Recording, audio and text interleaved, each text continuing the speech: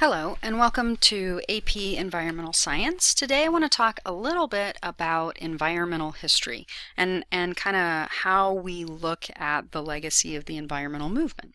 So you can divide U.S. history up into four major eras. We have the tribal era, and this is prior to colonization. You have relatively small bands of people living in the environment, and they have a low impact, not necessarily because it's intentional, but just because we're hunting and gathering at that point, and we don't have a lot of resource use because resources are difficult to get. So it's hard to use lots of stuff that's hard to get. Then we move after colonization into the frontier era. We see an expansionist worldview with colonization, and it was really kind of a conquer and use sort of deal. And so resources are assets as opposed to being part of an ecosystem that's whole, right? And so you've got resources being collected and harvested, you've got the land being settled and divided into private parcels, and you also see a huge increase in industry, especially towards the end of this time, because you've got the Industrial Revolution. And so things are changing, becoming much more urban, much more technology oriented, things like that, more advanced technologies for the time. Now, the last part of this, in the early conservation era, so this overlaps. So you've kind of got like the frontier era, tribal era, right?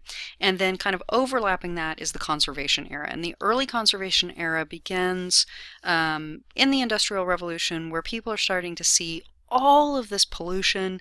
They start to get an idea that maybe some of the resource use is unsustainable, and there's a big idea of reconnecting with nature. This is where we see the national parks being founded, people really getting back to nature, that sort of thing. That moves into the full-blown conservation era, which starts in about 1870. Again, there's a little bit of overlap here. And this is where we start to see an idea of shifting from just economic prosperity, right, to environmental sustainability. And ideally, it would be great if we could move forward at this point, balancing both of those concepts, economic prosperity and environmental sustainability, as our fundamental goals. Unfortunately, at this point, most of the issues that we really need to address have become highly politicized, and it makes it very difficult to have reasonable conversations about things that are highly politicized because they're so emotionally charged. Okay, so which of the following can be attributed to the modern environmental movement? The Dust Bowl, the use of nuclear power, an overall decrease in migratory birds, or the banning of DDT in the US? Well, which of these things, one, do we have control over, and two, sounds like this idea of a shift towards conservation? Banning DDT in the United States. And we're going to talk about all these things, but the answer to this question is the banning of chemicals that cause problems in the ecosystem. That is an environmentally conscious decision. Okay, so let's talk a little bit about people. There's a lot of information about people. I'm not going to read each of these slides to you. I'm just going to kind of hit like how they influenced the environmental movement. And Thomas Malthus, not American, is really important actually in this idea of the environmental movement because of his conversations about population. And his prediction was that population growth, which is an exponential growth, would exceed food production, which is an arithmetic growth, at some point in time.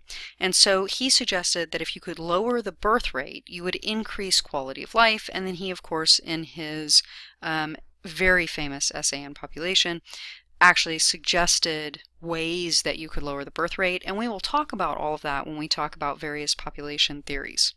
All right, Audubon, of course, was a naturalist and a painter, and really what he did is he drew attention to nature during this kind of early conservation era by producing these beautiful books about birds, and his illustrations are still some of the most beautiful drawings of birds out there, and he is the namesake of the Audubon Society. So really it's about drawing focus. Aldo Leopold was a member of the U.S. Forest Service, and he, as the founder of the Wilderness Society, really put out the idea that the land is something that is not a commodity. It's a living piece of the world that we live in, and it matters, right? And that the land is to be loved and it's to be respected. And then Rachel Carson wrote a book called Silent Spring. And what she was really writing about was the death of birds because of pollution, and in particular pesticide pollution. And she's really considered the mother of the environmental movement, and her book is a key environmental turning point.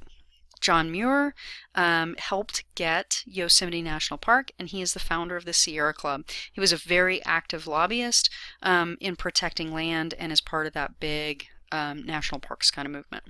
Theodore Roosevelt is the person who actually created the National Forest Service, and while he did not sign the national park system exactly into law, like the idea of creating national parks, he is the first president to really enact these. This was actually Abraham Lincoln, but he is the person who really threw his weight behind preserving natural spaces. All right, FDR, Franklin Delano Roosevelt, he actually shifted that kind of large project focus to shift to providing jobs and creating irrigation systems, power plants, flood controls. And two of the things that he did were the Tennessee Valley Authority and the Civilian Conservation Corps. Now, in hindsight, you can talk about these things that he did, and you can talk about the environment, or sorry, the environmental impact and the economic impact. And there's lots of argument about the actual outcome of his conservation and public health projects. But the fact is this was a huge national movement. It was a very big deal. And he built lots of things, including things like Hoover Dam.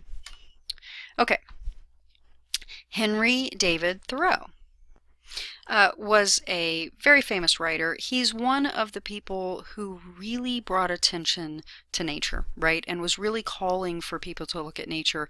And a really good example of that work is Life in the Woods, which was one of his books. But the other thing that he really promoted was the idea of the simple life. And the simple life is using less resources, using less stuff, lower consumption is part of the simple life. And of course, that is something that is has a direct impact on the environment.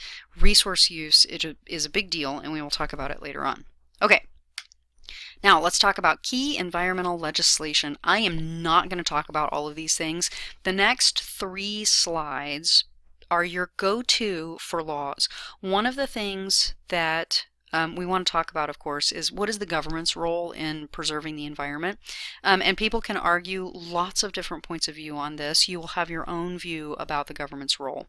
But these are all key pieces of legislation that put us on the road to protecting ecosystems or preserving environmental, or preserving ecosystems, preserving resources, that sort of thing. And so these are really good go-tos when you're doing the AP exam, for instance, say like a free response, and they want to know what law governs that. And so here's your list. And they're all really important. I mean, I could sit here and say, well, let me pull out a couple of them, but I did pull out a couple of them. These are the slides, right? Okay, now, one of the things that you saw on this slide is the Clean Air Act of 1970. This question is about the Clean Air Act of 1970 and many of these other kinds of acts, Clean Water Act, stuff like that. Who is in charge of enforcing the environmental legislation is essentially what this question is asking. The answer is the Environmental Protection Agency, the EPA. And we'll talk about the EPA a lot. They've done some good things, they've done some bad things. We'll actually talk about a couple of these places, the BLM, Bureau of Land Management, Fish and Wildlife Service, and NOAA, right, the National Oceanic and Atmospheric Administration. We'll actually use resources from all of those places. Okay, next slide. Take a look at that. It's in the PowerPoint. You're going to want to have it.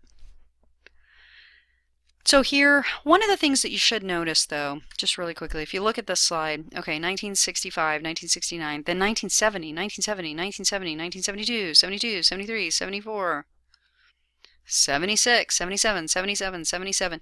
You'll notice that the 70s really begins a strong legislative push in the environmental movement. All right, so allowing debris from mountaintop coal mining to be dumped into streams would be a violation of what law? So I put this question in here because this is kind of helping you figure out what free responses might look like or what questions I might ask you will look like in dealing with legislation. You have a situation, what law works with it? In this case, it happens to be the Clean Water Act. But you might say to yourself, oh, it's streams, land, water conservation. So you do want to have a general idea of what each of these things does. And we will be talking about all of these pieces of legislation throughout the course. This was to just give you a list in a single place. Okay, so let's talk a little bit about environmental science. It's an interdisciplinary science. It encompasses everything that has to do with the environment, resource use, right? All of the cultural components that go with that. And so we're going to be doing all of the sciences, but then also it includes sociology and political science. Can involve religion, right? Can involve a bunch of things. Okay, so it just depends. So here's your next question. What is a sustainable society? Is this because really when we think about environmental stuff, the key word today is sustainability. So what are we talking about? Something that stops all further development because we don't want to have any more development? Does that make sense? Is it something that meets the needs and aspirations of the present without compromising those of the future? Right? Is it something that is inconsistent with the goals of environmentalism?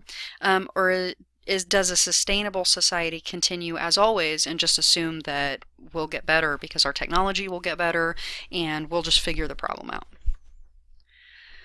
Well, when we talk about sustainability, we're talking about having a quality of life that we desire and giving the future generations the same option for that quality of life indefinitely, right? So we don't want to destroy our resources. We want everybody to be able to do things. And that's a tricky thing, right?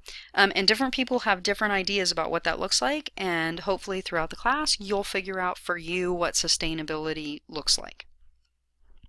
All right, so when we talk about a sustainable world, we're talking about three umbrellas: the social arena, the environmental arena, and the economic arena. Because here's the thing, you can't have a sustainable, healthy environment unless you can afford it, right? And you can't make money off of the environment if it's not healthy. And when you have a good economy and a healthy environment, then you probably have the seeds to have a good social structure, right? Or social experience. And so when we look at this kind of Venn diagram, here are kind of the things that go within environmental sustainability, economic sustainability, and social sustainability. And ideally where we are is right here in the middle. Okay, if you skew too far to any one of these sides, like if you increase the quality of life for everybody, but it's not economically sustainable, then it collapses, right? If you increase everybody's profits, but you destroy the environment, it's not sustainable. So these things have to come into balance, and we want to be this little sprout right here. And then this actually was done through a group called the Biomass Program. But I like this, and I like to show you this because they've actually taken these concepts from an economic sustainability, social and environmental sustainability, and they've made specific goals related to their program. And this is something that I think that as you're developing your worldview, you want to do. What does economic sustainability mean? What does social sustainability mean? And what does environmental sustainability mean? And you can disagree with other people, and that's okay too. All right, a modern environmental steward would do which of the following? Encourage population growth in developing countries, promote increased use of coal and oil, promote sustainable use of water resources, or encourage consumption of bottled water in the United States. So thinking about what we were talking about, an environmental steward probably would promote sustainable use of water resources. Increased coal and oil has some issues that we'll talk about. Increasing population growth has some issues. Bottled water has some issues. Okay, so the other piece, we've got the environmental science, we've got the idea of sustainability. But then we also have in the concept of environmental ethics, right?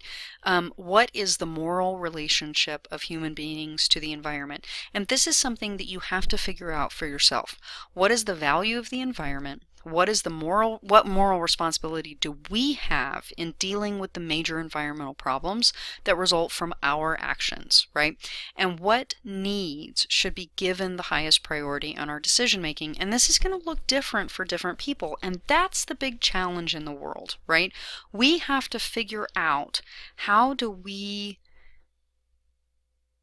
find some field of agreement on which we can base decisions, right? And that's why we have to talk to each other, and that's why we have to listen to each other, because sustainability really, really only works if people cooperate. And we'll talk about that more later on in the class too. All right, and then the last slide on this is just the idea that Earth is a closed system. And this brings us to the spaceship Earth worldview. And this is something that's gone around.